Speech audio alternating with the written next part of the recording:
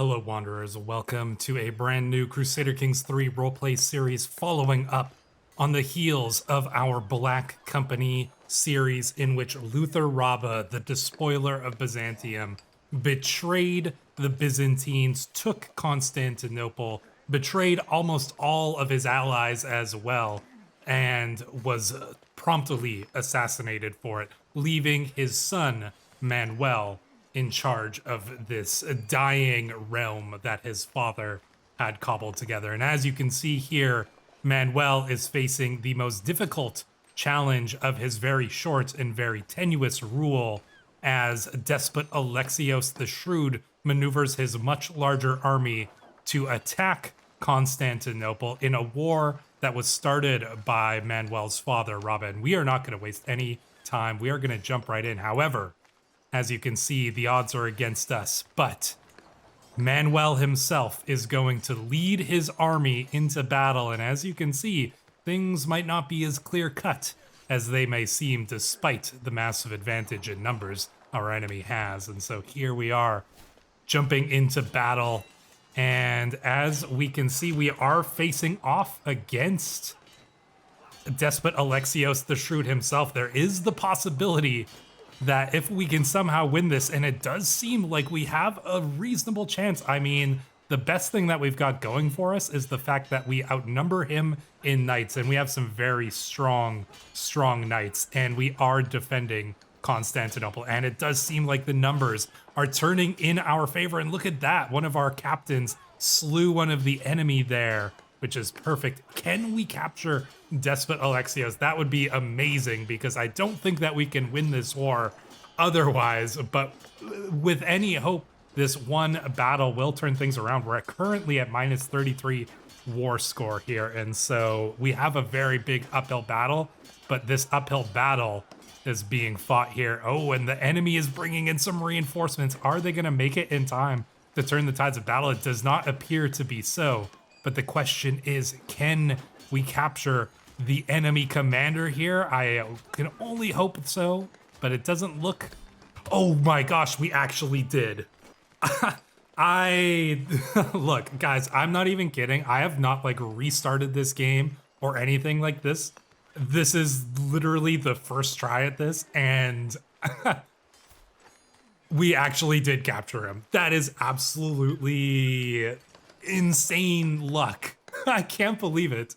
I'm actually stunned. What a way to start things off. God, look at what we're going up against. Look how chunky Bulgaria is here. This is massive. And don't forget, this was a war that was not started by Manuel. This was a war that was started 3 years ago by our father, Luther. And it looked like we were going to lose when Luther got assassinated.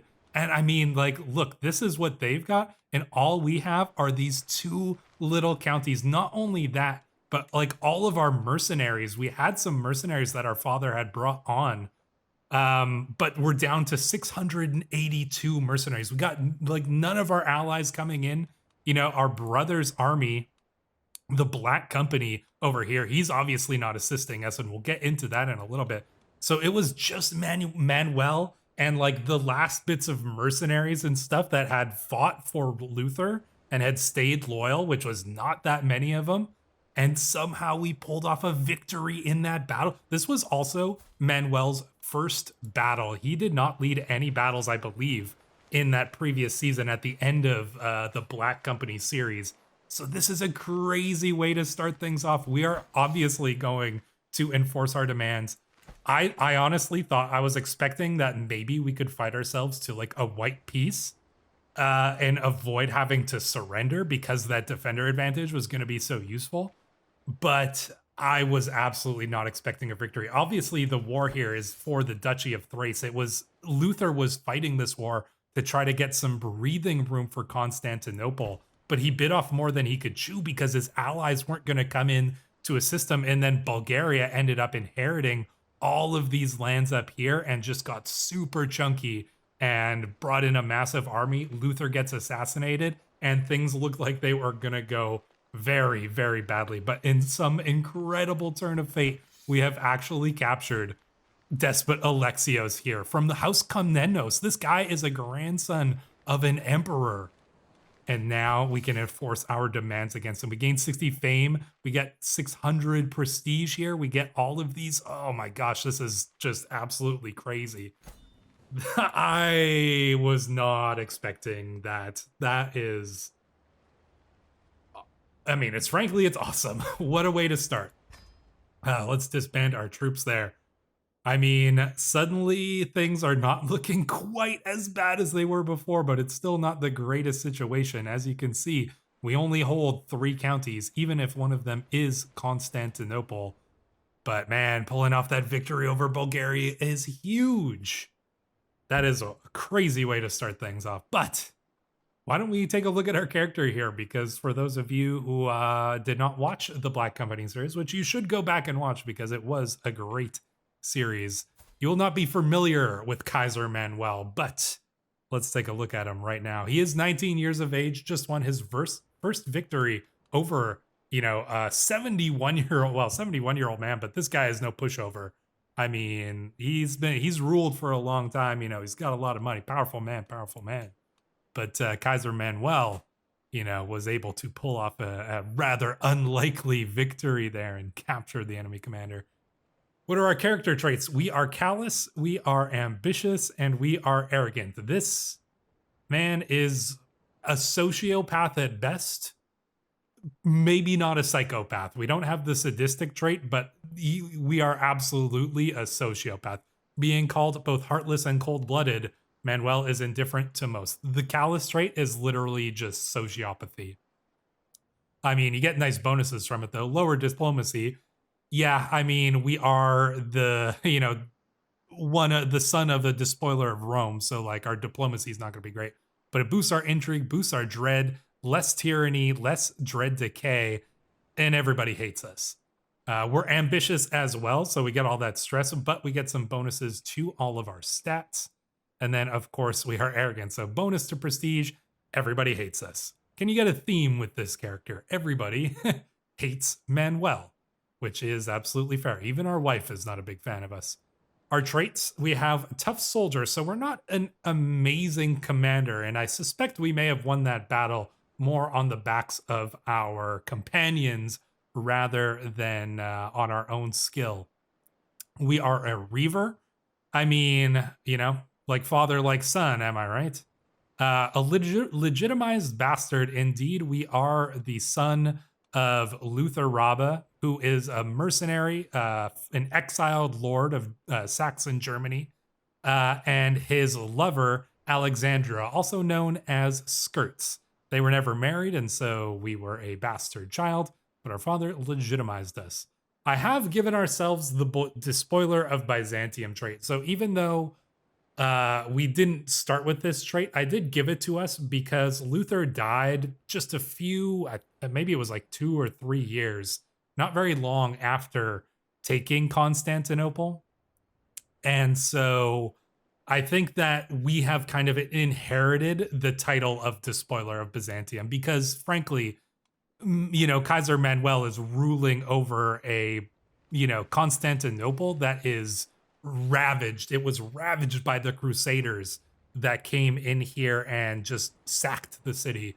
The sacking of Constantinople that happened historically happened in this timeline as well. It just ended up with a mercenary lord as the one ruling the city. So yeah, we've inherited this Despoiler of Byzantium trait. We are also quick, which is, you know, pretty good trait. We inherited the, you know, actually, I don't even know. Yeah, our father does have quick. So we inherited our father's intelligence and our mother's good looks, but we're also sterile, so we probably won't be having that many children.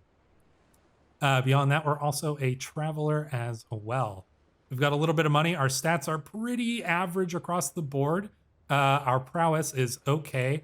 We do have a suit of armor, the Nevermore armor, that we inherited from our father, but you'll notice we do not have the sword, the Raven's Claw or Raven's Talon that Luther wielded, and that is because, well, as you might imagine, our brother had a claim to that as well. Our dear, dear brother, Prince Andrew the White Raven. Yes, he is the current leader of the Black Company and he is the one who holds the Raven's sword.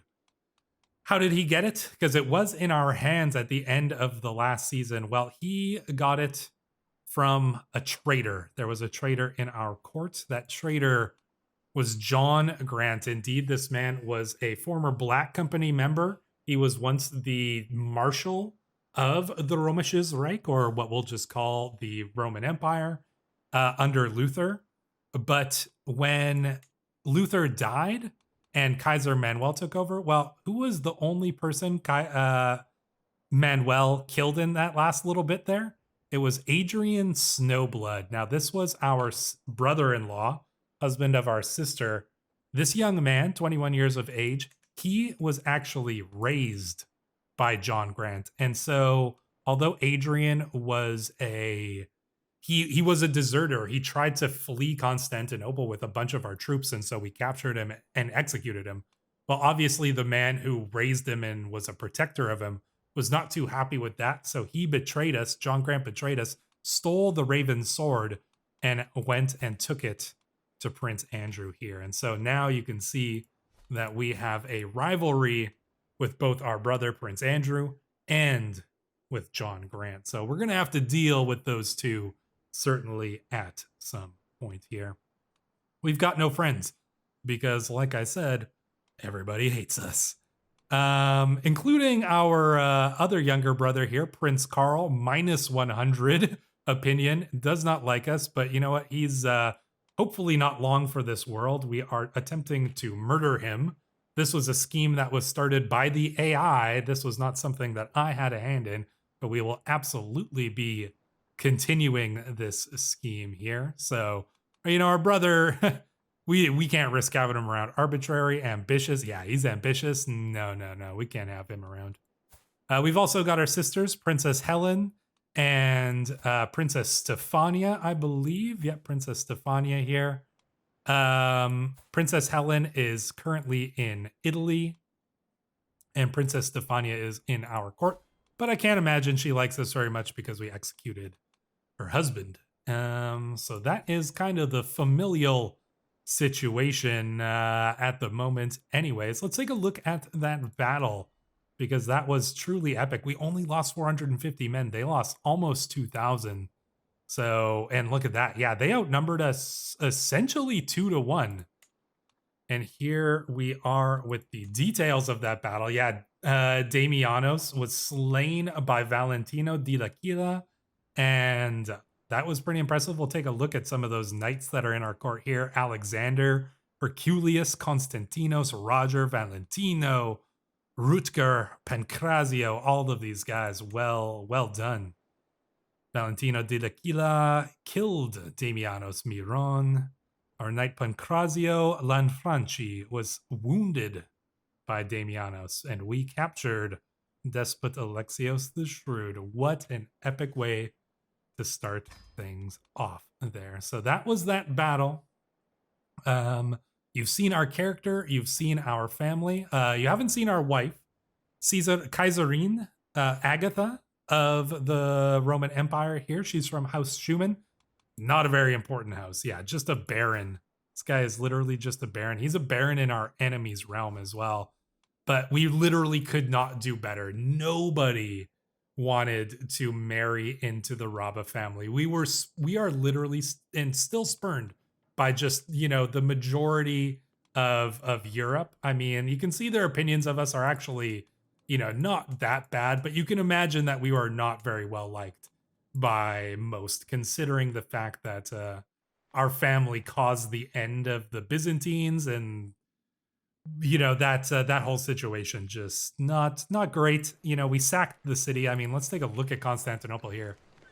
If you look at all the negative points here, I mean, it has all of these positive ones like the Pandidactarian here, the defensive fire dramons, the burgeoning fashion industry, but an influx of eager beggars, sepulchral defiler, increased autonomy, egregious foreign trade rights. That's the Venetians have all those trade rights, and then a smuggling ring. The control is only at 21. We barely have any control over this city. This whole situation is not looking good, but it's looking better than it was when we started this episode. Is there anything else that we really need to do before we get time rolling? We can offer a hostage to Despot Alexios. I don't think we want to do this. But I mean, we could have got a hostage from him, but no, I think eventually we might want to attack him. So I'm not really too worried about that. We're obviously not going to bother trying to get a alliance with our brother. I would like to get an alliance with Podesta Anselmo of Medina, because Medina is very powerful and we're not actually that far away from it. Could we start a sway scheme against him? Okay, and we can have the sway scheme and the murder scheme going at the same time. So that is exactly what we would like here. So yeah, that is perfect. Excellent. Let's take a look at the characters in our court here, at least the important ones. We have our Patriarch Frederick here. Man has cancer and he is possessed. So, well, who knows how long he is for the world. 27 years old, already got cancer. That's unfortunate. But an ambitious man, an impatient man, and a trusting man. Only ambitious people would really remain in the court of Patriarch, or in the court of the Rabe family here anyways. So not too unexpected there. We also have Giovanni Caccianamici. Giovanni Caccianamici is a man from the court of our brother-in-law in Modena. Where is Modena? Is it right here? Indeed it is. Yeah, this guy came from Podesta Anselmo as kind of an envoy. He's ended up as our chancellor here. You know, can we trust him? No. He is essentially a spy, but he's a useful spy for us as well. So, you know, we might not be able to trust him, but it is what it is. We also have Herculius Severin. Oh, and we didn't look at his traits, but, you know, pretty good traits there. Calm, patient, gregarious. He's a gray eminence. He's a poet, and he is quite quick and clever. He's not married, though.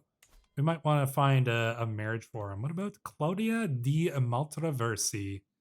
Yeah, sure. Why not? That seems fine. Who is our steward? Our steward is Herculius Severin. This is a man who was also a member of the Black Company. Herculius the Red. He is a mercenary turned steward, and he's actually relatively competent at his job. He's stubborn, temperate, diligent. He's an insightful thinker, an aspiring blade master. He's a witch. He was raised in the mountains of the Alps on the Italian side, and the village he came from had some interesting views on Christianity. Let's just put it that way. He is excommunicated as well for those views. He's athletic, he's robust, he's strong, but he's not the smartest of men. He's a little bit dull. But you know what? He still manages to perform fairly well as our steward.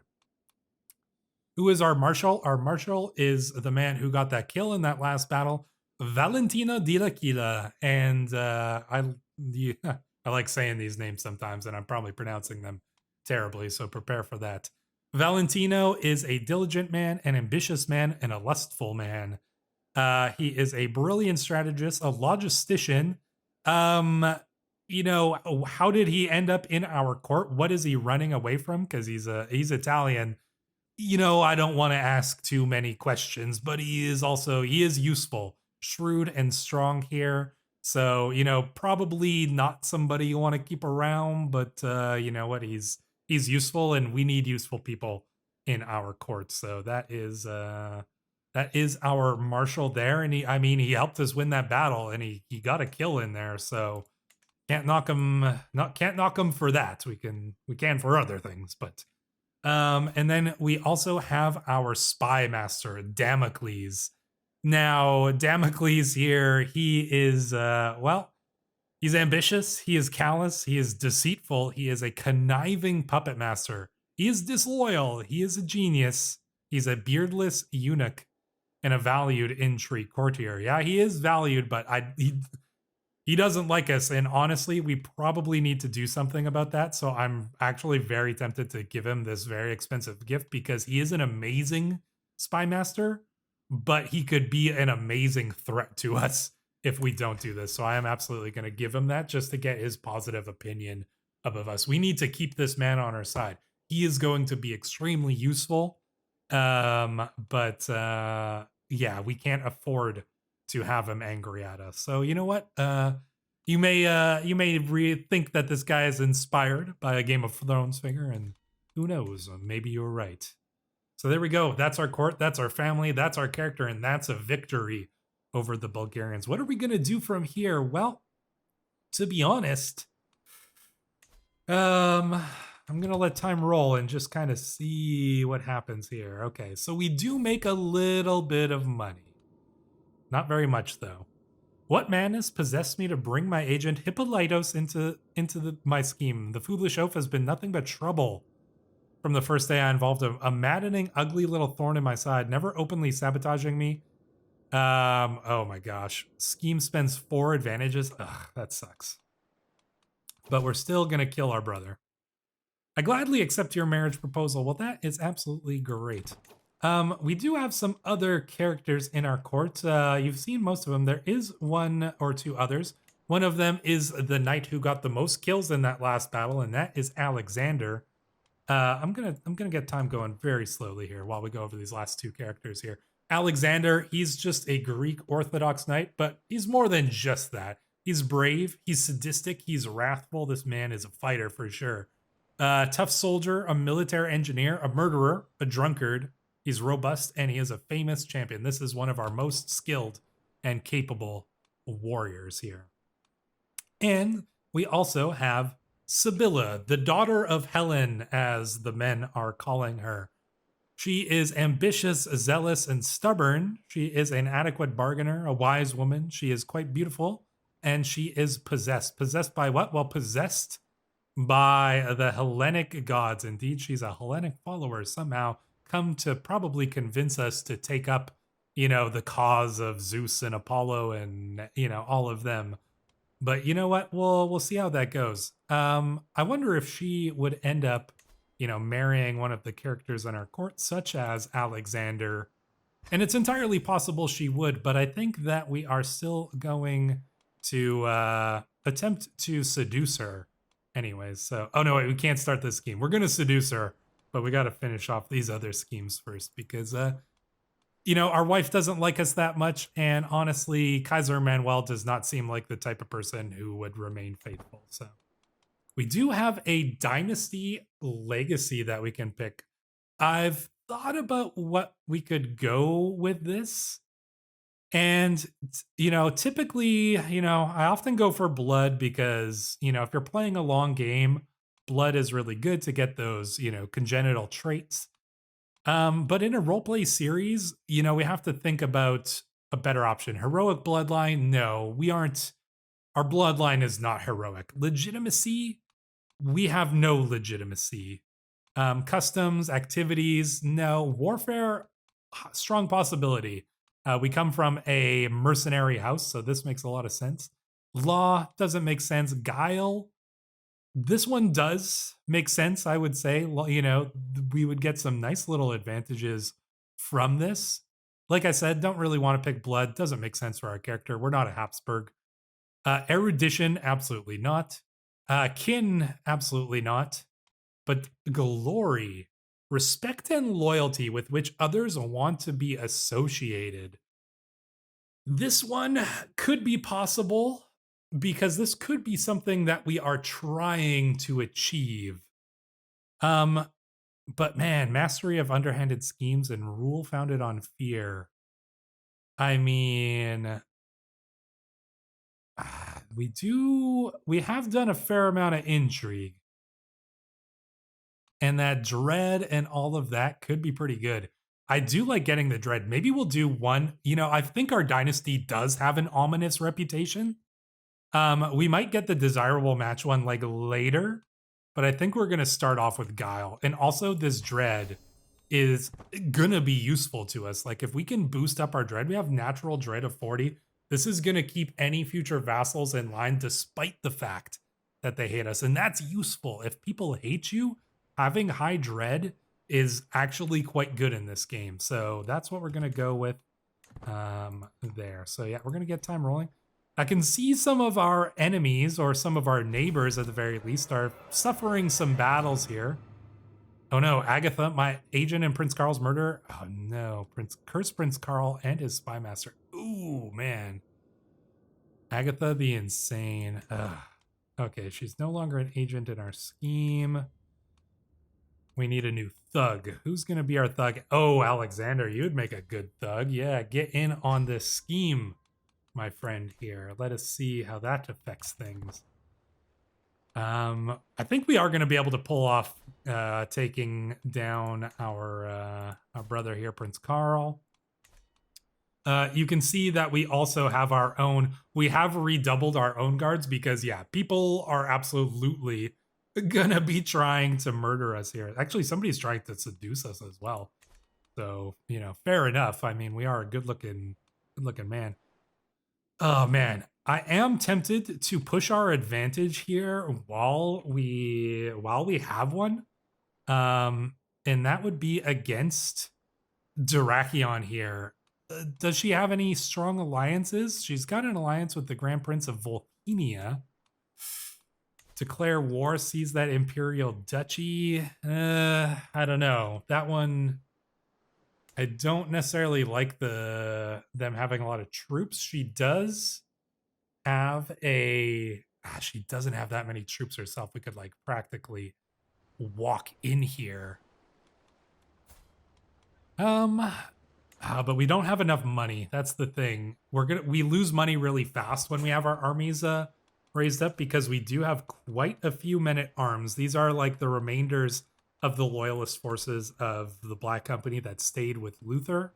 Obviously, a bunch of them went with our brother, but we're gonna play things out. I'd like to. I mean, the Venetians, the Serene Doge of Venice, doesn't hate us, and he was allied with our father. But yeah, we'll see how that plays out. All right, let's get our brother done and taken care of there. Ooh, Duke Kaloyan was given Cephalonia there. Okay. What's the rest of the world look like? I mean, Aragon, still ruled by King Alphonse the Troubadour, the Conqueror. Very powerful Aragon right there. And he's still pretty young. He's only 50, so he's got a long way to go. Like all Catholics, my brother Prince Carl shares more with God and by extension Strukvas than he shares with most mortals. If only I could get the Suffragan bishop to relay some of Prince Carl's fears and plans to me. It's for the good of the faith, we say. Ooh, we could gain pious contacts. Ooh, that is actually good. That is a pretty... It's for the good of the faith, we say, and he helps us out. That is a nice little boon, speeding up our scheme and giving us a little bit of a boon to it as well. We're at 7%. We've got 8. Oh yeah, our brother is not long for this world.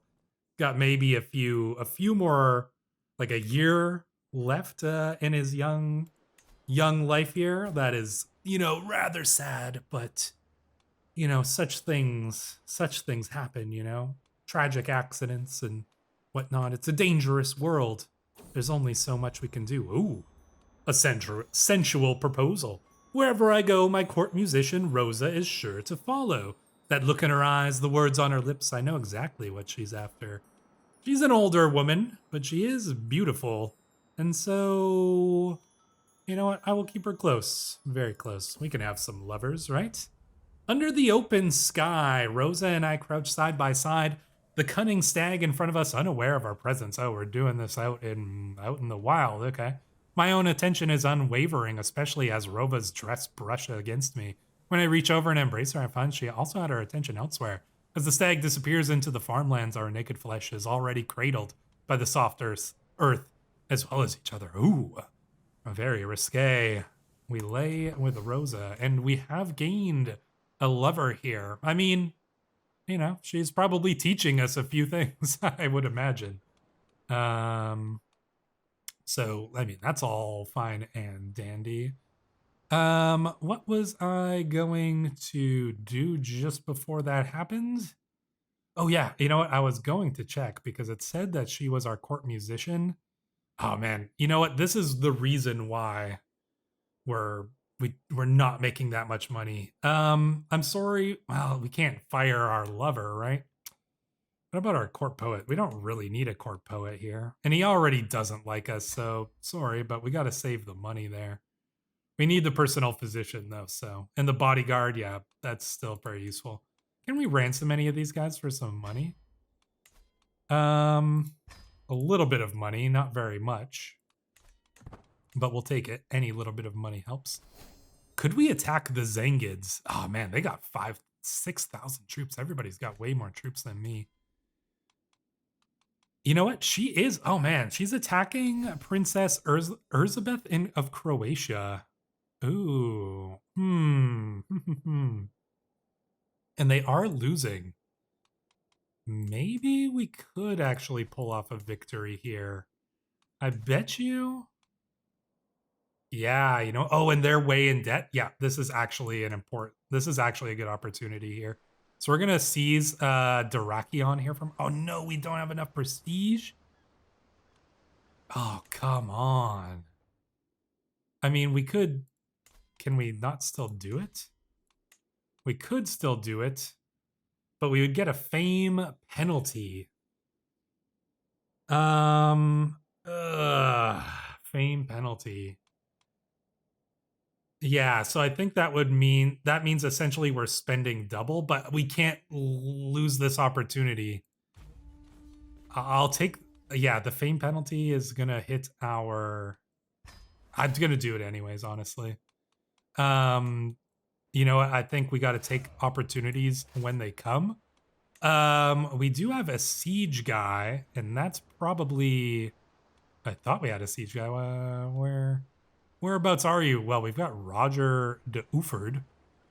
And what about you? Okay, here we go. Yeah, let's put in Alexander, although Roger de Uford does have the logistician trait, but Alexander is just way better overall commander, just in case we do get attacked. We're gonna head straight for Tarkos here. The wounds fester. Perhaps it was foolish of me to choose two people who seem to hate each other to act as my aides in the scheme. Certainly the constant arguments and petty spite from Herculius. Oh, Herculius does not have many friends.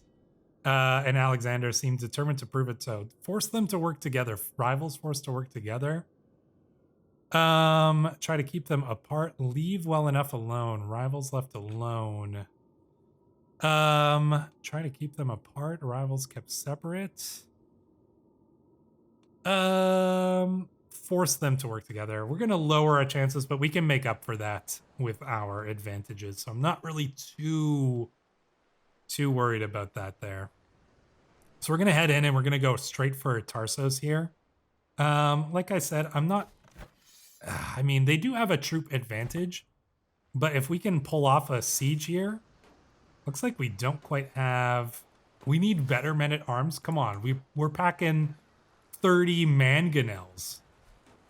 What are you talking about there?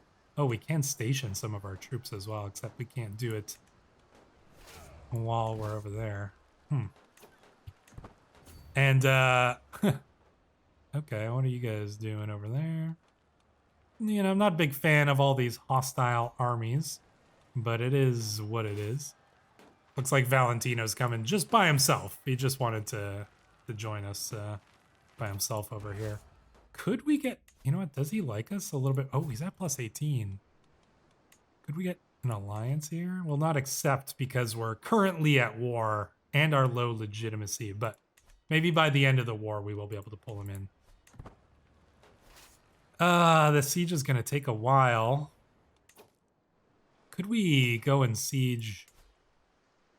Let's see, this is the other place that they hold, right? I mean, we could probably siege this down quicker, but that wouldn't be as useful to us. How long is this going to take? Let's see. Let's go into the siege itself. Max 19 months. That's not actually a ton of time. A shadow over Brysis. Summon the physician. Yikes. Okay, there is a plague. Where's... Oh, bright. Oh, okay. Well, I do want to enter seclusion here because I don't want to get sick. Let's lock the door and we'll leave our populace out there to fend for themselves. The Bergossan boils, early prevention. The dim flickering light of Amazai's infirmary illuminates the scene as the physician lays out a plan of attack. I have a number of observations regarding the Bergossan boils, chiefly the way patients are besieged by red spots like I've never seen before. The plague does not appear to be too severe, and it is my recommendation as a professional that we take a light approach. All right, a soft approach is best, so let's hope for the best here. And let us see if we can get ourselves a victory here. Oh, and the early prevention is a success. There we go. Mild epidemic prevention. What does that do? Plague resistance +5. Well, that's good. So yeah, we are dealing with that. But ooh, man, it's spreading over there. Dear Kaiser Manuel of the Römisches Reich, it is my duty to inform you that irrefutable evidence has been unveiled proving that your marriage with Kaiserine Agatha is consanguineous in nature. This information will stay between us two if you end this unholy union at once. Is he saying that we're related to each other? Consanguineous. Isn't that what that means? Or does that mean that we're sleeping with somebody else, right? I don't actually... Well, you know, this alliance is not that useful to us. We might be able to get ourselves a better alliance, honestly. Of course, we could use this, honestly, to our advantage. So I actually think we are going to do that. Get rid of our wife. We'll pick a better one. Somebody with a better alliance, or maybe somebody that is attractive here. You know, maybe alliance power. Let's see. Well, okay, actually we could get an alliance with the... Oh man, nobody wants... You know, we gotta wait a little bit because nobody wants to ally with us, man. We gotta get a boost to our marriage prospects. I know if we would have taken that one dynasty one, that would have been a big advantage there, but I prefer the dread anyways, and honestly, who cares? Murder, a well-timed bribe. It seems not every servant at Prince Karl's court is blindly loyal. Strakvas assures me that he has a way in. We can't afford that. It's too risky, man. No, we can't afford that. Definitely can't afford that. Ooh, we lost an agent. We lost our infiltrator. Damocles, get in here. Oh man, no, Damocles is sick. I hope you get better. You got the measles. Man. I wish there was some way to stop that. Well, let's see here as we take a look here. We can imprison criminals. Oh, Agatha. Oh, that's a different Agatha. All right. Oh, nice. We lost the smuggling ring. And healing hands. The filth of the road is kept well away from me by my horse as I rides through the streets of Constantinople. But the same can't be said of those who trudge through it. A peasant throws herself at me, one arm wrapped around a small, stumbling child. Please, my lord, he is very sick. Could you spare the merest touch to heal him? Get that thing away from me. Health first. Oh my gosh, respected Oh my god. Get that thing away from me, we say. Oh, we are not a good guy. That is, nobody can ever believe that we are a good guy. Oh, okay. They're bringing some troops in, maybe. Nope, doesn't look like it, actually. Oh, wow, they're down to 2,000 troops. Yep, suddenly feeling a lot better about this war. We are going to speed up some time here just to get this siege done and dusted a little bit quicker here. There is the siege going on in these lands. Oh, we got to put our siege commander back in charge. I don't know why we switched out there. Oh, we had a bastard, Adelaida. We'll keep her secret. It's, you know, it's a girl, so, you know, not necessarily the best of heirs. We could go for courtship. Well, actually, no. Promising prospects would be where we would get the most advantage. But no, I think we probably want to go for... Yeah, keep going down the overseer tree. Enduring hardships, plague resist. Oh, that plague resistance is actually nice. So yeah, we will endure our hardships here. Let's see, 7 months left. Yeah, we're going to get this siege down. No laughing matter. The sound of laughter rings down the hallways at court these days. Strange, given the Bergassan boils that continues to ravage the countryside. I grab Giovanni as he passes and demand to know what's going on. Why, my lord, he begins with a broad grin. It's the latest advice from the physicians. They're sure that the Bergassan boils is spread by bad moods and grim demeanors, so of course it stands to reason that the opposite is true too. Giovanni finishes the statement by predictably bursting into peals of laughter. Giovanni, you are a fool. This is utterly ridiculous, we say, because we are callous, and Giovanni hates us even more. Well, I don't blame him.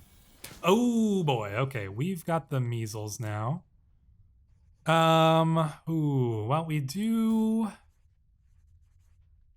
no more than what is necessary. Let's try that. Oh, we're feeling a little brighter. There we go. Okay, we probably won't die from the measles.